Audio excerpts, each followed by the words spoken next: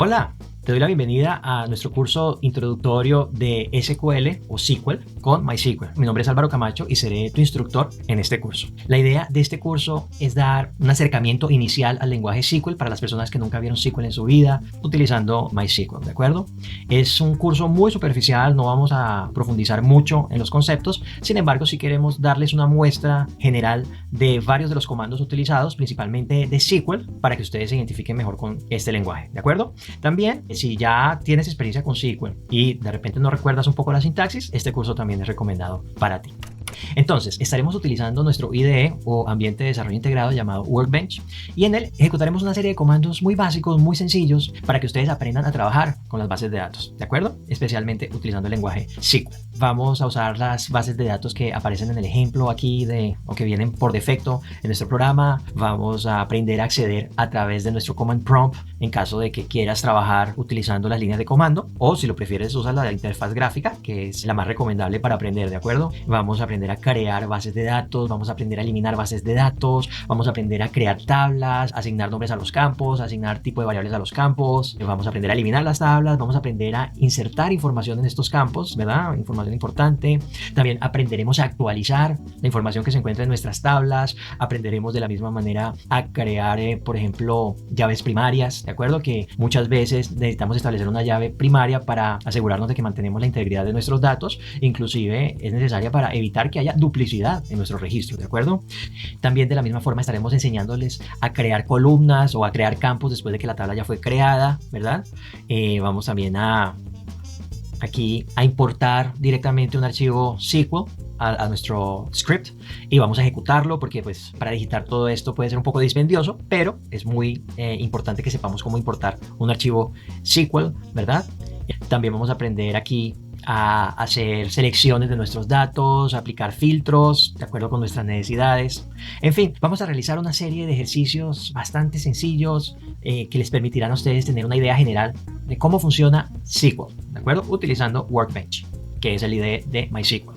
También veremos un poco de la historia de SQL y la historia de MySQL, entre otras cosas. Entonces los invito a que se animen y aprovechen al máximo este primer curso de una serie de cursos que incluye la formación en SQL, utilizando MySQL.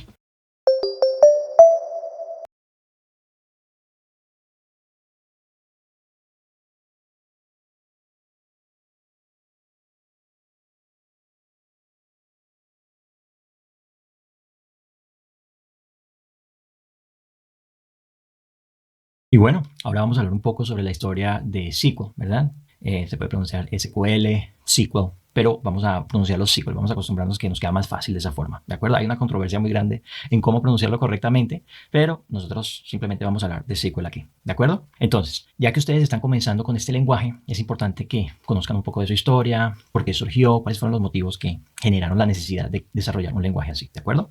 Entonces, veamos aquí un poco de la historia. En los años 70, en los laboratorios de IBM en San José, California, se estaba realizando una investigación y se quería observar la viabilidad de la implementación de un sistema de consultas a bases de datos relacionales ideado por el británico Edgar Frank Codd.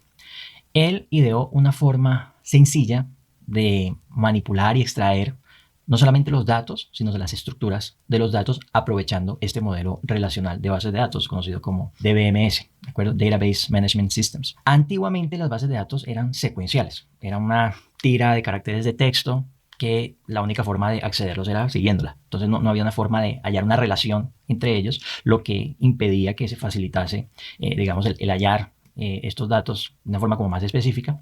Y con el modelo propuesto por Todd, entonces se vio una salida o se vio mejor una alternativa para poder trabajar con estas bases de datos relacionales. ¿De acuerdo? En los años 80 surgieron otras empresas como Oracle, como SQL Server de Microsoft, que comenzaron también a utilizar este lenguaje SQL, ¿verdad?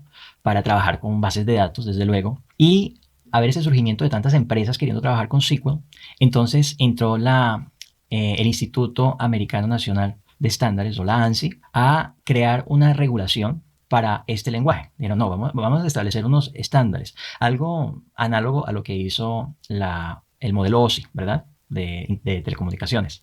que, bueno, hablamos un paréntesis aquí, que ellos crearon un modelo de intercomunicación en los equipos a través de capas, etcétera. Pero aquí estamos hablando de SQL. Entonces, la ANSI, ellos establecieron una serie de parámetros para que este lenguaje pues funcionara respetando unas normas, ¿de acuerdo? Y allí surgió entonces SQL, el lenguaje SQL, que funciona siguiendo o respetando CRUD, ¿verdad? Que es Create, Read, Update, Delete. O sea, crea, lee, actualiza y borra. ¿De acuerdo? Eso es como un acrónimo que nos ayuda mucho a recordar los principios básicos de SQL. ¿De acuerdo?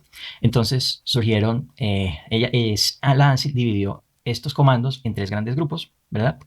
Entonces serían DDL, que es Data Definition Language, que es el que se encarga de manipular todas las estructuras de las bases de datos en sí. Entonces, por ejemplo, allí se usa el comando create para crear una base de datos o una tabla, create table, o drop, que sería para remover una tabla, remover una base de datos. Estos comandos los estaremos viendo en el desarrollo del curso. También están los DML, ¿verdad? Que es Data Manipulation Language, o el lenguaje de manipulación de los datos, que ya sería select, para seleccionar unos datos, insert para insertar datos a las tablas, también update, que sería actualizar esos datos, o delete, ¿verdad? Que sería borrarlos. Y Data Control Language, que ya es el que se encarga de la administración en sí de toda la estructura de la base de datos. Entonces, por ejemplo, está la administración de la base de datos, la administración de los accesos a usuarios, de los logs, es toda la parte de políticas de crecimiento de la base de datos, etcétera. ¿De acuerdo? Entonces, esto es como a grandes rasgos lo que hizo la ANSI, ¿verdad? Estableciendo unos estándares. Entonces, ello pues generó que surgieran pues empresas, Oracle, MySQL, SQL Server, entre otras, respetando estos parámetros establecidos por la ANSI, ¿de acuerdo? Entonces, SQL tiene las siguientes ventajas, las principales. Costo reducido de aprendizaje, claro, porque cuando una empresa o cuando una persona o una organización trabaja con SQL, entonces si trabaja con Oracle o trabaja con MySQL, fácilmente pues pueden aprender el otro lenguaje porque el principio ANSI está siendo respetado, que es el mismo para ellas. O SQL Server, ¿verdad? Es fácil de aprender porque ya estos principios están allí como de cierta forma integrados, ¿de acuerdo? La portabilidad. Si eventualmente la empresa quiere migrar de base de datos, entonces no está restringida, sino que como trabaja con SQL, entonces fácilmente puede ir de Oracle a SQL Server, de SQL Server a MySQL, de MySQL a Postgre, etcétera. ¿De acuerdo? La longevidad va a durar por más tiempo, porque como también hablan del mismo lenguaje estandarizado, entonces cuando surjan nuevas actualizaciones, pues no se va a caer la base de datos, sino que va a permanecer activa. ¿De acuerdo? Comunicación, bueno, lo mismo. Habrá facilidad de integración en procesos, ¿verdad? De diferentes bases de datos, procedimientos de ETL, ¿sí? O integración, como lo mencioné previamente. Todo esto se facilita porque están hablando el mismo lenguaje, SQL, ¿de acuerdo? Y libertad de elección. Entonces ya las empresas no se tienen que preocupar si este lenguaje va a ser compatible con el otro porque el lenguaje nativo es el mismo. Digamos, ellas comparten el mismo lenguaje nativo establecido por la ANSI, de modo que no hay ningún problema en ello de ir de Oracle y comenzar a utilizar MySQL Server, por ejemplo. De la misma forma, la persona o las empresas se pueden concentrar entonces en otros aspectos a la hora de escoger su base de datos, como rendimiento, desempeño, hardware, entre otras características, ¿de acuerdo? Esas son las principales ventajas, pero desde luego que tiene sus desventajas. Entonces, hoy en día, con la creciente demanda de las redes sociales, del Big Data, entonces faltó creatividad. O sea, cuando se creó ese SQL, pues no se consideró tanto el impacto que tendría décadas después, como es el caso de hoy en día. Entonces, esto limita mucho el lenguaje, digamos, porque es muchos datos, es muchísima información y encajarla en este patrón estructurado de bases de datos relacionales, perdón. Entonces es difícil, ¿verdad?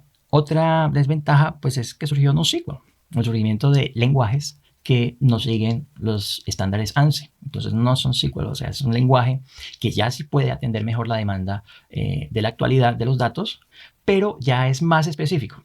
Porque es que, digamos, hoy en día, con tantos datos, lógicamente ya tenerlos en una estructura en sí es muy complicado. Entonces NoSQL ya resuelve ese problema. Pero el problema de NoSQL es que ya es más específico. Entonces, NoSQL trabaja de forma como más específica, más puntual con los datos y no es fácil entre diferentes empresas tener como como ese reducir el costo de aprendizaje, porque pues, pueden saber un lenguaje no SQL, pero no conocen otro, por ejemplo. Otra desventaja es la falta de más estructuración a su lenguaje. Como les digo, todos se ciñeron a la ANSI, pero de cierta forma lo que diferencia MySQL de Oracle, de Postgre, de SQL Server, de Microsoft, lo que los diferencia es que cada una de ellas, partiendo, o sea, de la base que tienen el mismo lenguaje nativo, también crearon sus propios lenguajes convencionales de programación al interior de SQL. Entonces colocaron, por ejemplo, MySQL tiene ifs, for, etcétera, que son ya comandos que permiten trabajar un poco mejor con SQL, ¿de acuerdo? Entonces, esto es a grandes rasgos, a muy grandes rasgos, la historia de SQL. Hablamos un poco sobre la ANSI también y principales ventajas y desventajas. En el próximo video estaremos hablando entonces sobre la historia de MySQL.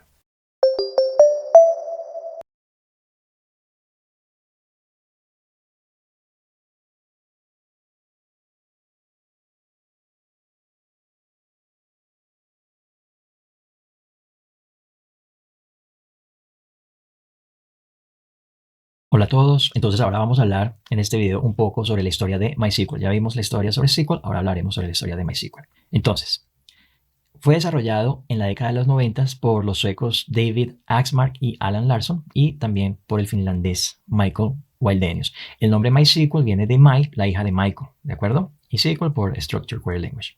Entonces, ¿qué sucedió? Ellos vieron la necesidad de hallar una interfaz compatible con las demandas del mercado actual en aquella época, ¿verdad? Entonces, ellos utilizaban hasta el momento APIs de terceros para trabajar con sus bases de datos y dijeron, no, esto no es un resultado satisfactorio y decidieron entonces crear sus propias APIs de consulta y también su base de datos utilizando el lenguaje C++. Y así fue como nació MySQL. La idea de ellos fue crear un software open source, o sea, de acceso a la comunidad, que la comunidad de programadores tuviera acceso al código fuente para mejorarlo, para hacerlos más rápido. Era un software multiacceso, multitareas, ¿verdad? Un software también que tendría de la misma forma escalabilidad robusta, emisión crítica. Quiere decir que la base de datos nunca puede dejar de estar disponible y ellos se esmeraron en que esta fuera una realidad con MySQL, ¿de acuerdo? Porque esto es necesario, es esencial para que una base de datos relacional funcione bien, ¿de acuerdo? Que nunca se caiga. Entonces, ellos en el año 2008 le vendieron la empresa a Sun Microsystems. Sun Microsystems son los creadores de Java, ¿de acuerdo? Y Sun Microsystems pagó $1 billón para tener MySQL, ¿de acuerdo? Y en el año 2009, Oracle compró a Sun Microsystems y se quedó con MySQL y con Java. Entonces esto generó una gran controversia porque, digamos, MySQL era ya una base de datos que tenía toda la competencia para estar a la altura de Oracle. Recordemos que Oracle fue una de las primeras empresas que implementó el lenguaje SQL, ¿verdad? Entonces la gente quedó diciendo, bueno, se quedó ahora con MySQL, ¿verdad?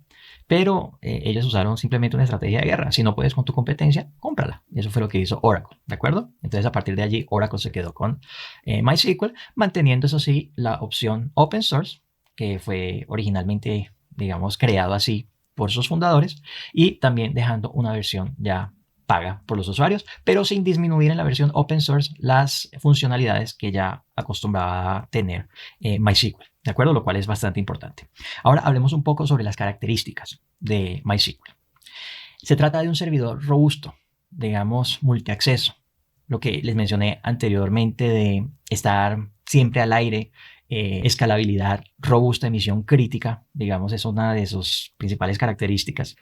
También mantener la integridad de los datos, muy importante, y, digamos, control de transacciones, acceso a tablas, todo ello hace de él un servidor robusto, ¿verdad? También portabilidad. Digamos, se puede desarrollar tanto en Windows como en Linux, por ejemplo, y esta diferencia de sistemas operativos no tiene ninguna incidencia en que se pueda ejecutar el servidor en cualquiera de ellos, ¿de acuerdo? También permite acceso a datos usando .NET, usando Python, Java, JavaScript, PHP, que son lenguajes de programación actuales muy empleados. De la misma forma es multithreads. Esto tiene que ver mucho con el kernel del sistema operativo para aumentar la velocidad de procesamiento. Él facilita la integración de hardware, ¿verdad?, con la plataforma, de modo que si un servidor tiene a disposición un número X de procesadores, entonces MySQL permite usar toda esa capacidad de procesamiento para hacer de esta base de datos mucho más rápida, ¿de acuerdo? Entonces esa es una gran ventaja. De la misma manera está el almacenamiento. Entonces tiene varias formas de almacenamiento. Dependiendo de las necesidades, puede priorizar la velocidad de almacenamiento o puede priorizar también el volumen de almacenamiento. ¿De acuerdo? También, como les mencioné, velocidad es una de las bases de datos más veloces que hay actualmente en el mercado, de las más rápidas, inclusive de las preferidas por e-commerce, ¿de acuerdo? Por las empresas de e-commerce.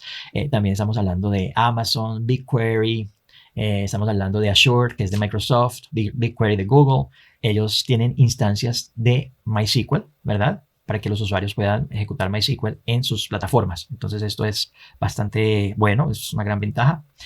Seguridad. Entonces hay diversos mecanismos para mantener la seguridad al interior de la base de datos. Uno de ellos es, por ejemplo, el acceso a los usuarios a específica información. Digamos, a veces se necesita que un usuario tenga acceso a una cierta información, pero no a otra, entonces facilita ello dentro de otras funcionalidades en el área de seguridad. También la capacidad, tiene una capacidad enorme, hasta 65.000 terabytes de capacidad, y una gran corporación pues no llega a usar tanto, ¿de acuerdo? También tiene aquí la aplicabilidad, se puede, como les dije, es uno de los preferidos por los desarrolladores de Internet, en aplicaciones de desktop, en aplicaciones corporativas es muy utilizado.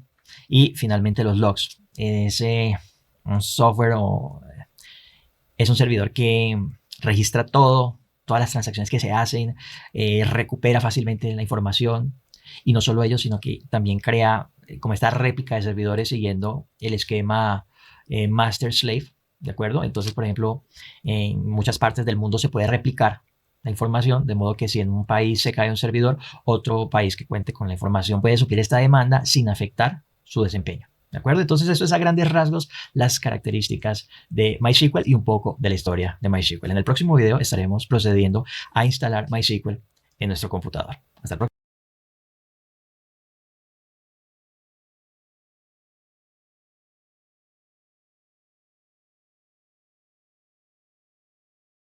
Hola alumnos y alumnas, entonces para poder continuar con este entrenamiento vamos a proceder a descargar nuestro IDE, que será Workbench, ¿de acuerdo? IDE es nuestro ambiente de desarrollo integrado para poder trabajar con un software más fácil de utilizar, ¿de acuerdo? Entonces abrimos nuestro navegador y en nuestro navegador vamos a, digamos, digitar MySQL Workbench Download, ¿de acuerdo? Entonces aquí nos aparecen varias opciones. Vamos a aprovechar esta primera opción que nos aparece, que sería dev.mysql.com. Damos clic y nos lleva directamente a una página de Community Downloads, que son los softwares desarrollados de forma libre por varios programadores y personas que trabajan con MySQL y que son de acceso gratuito, ¿de acuerdo? Entonces aquí vamos a seleccionar el sistema operativo. Ustedes pueden escoger Linux, Mac, Fedora, el que ustedes quieran, ¿de acuerdo? Yo voy a usar Windows porque es mi sistema operativo. Y aparece una descarga recomendada, que sería el instalador para Windows. Ese es el que queremos. Aparecen otras descargas, pero no, quedémonos con este de aquí, el que dice All MySQL Products for all Windows Platforms in one package. Entonces, todos los productos SQL para todas las plataformas de Windows en un solo paquete. Este es el que queremos. Entonces le damos Go to Download Page. Y estando aquí, entonces nos muestra dos. El que vamos a querer es el que dice MySQL Installer Web Community 8.0.24.0. Esa parte final de la versión, que sería 8.0.24.0, puede cambiar, puede ir actualizándose, ¿de acuerdo? Entonces, el que queremos es el que dice MySQL Installer Web Community.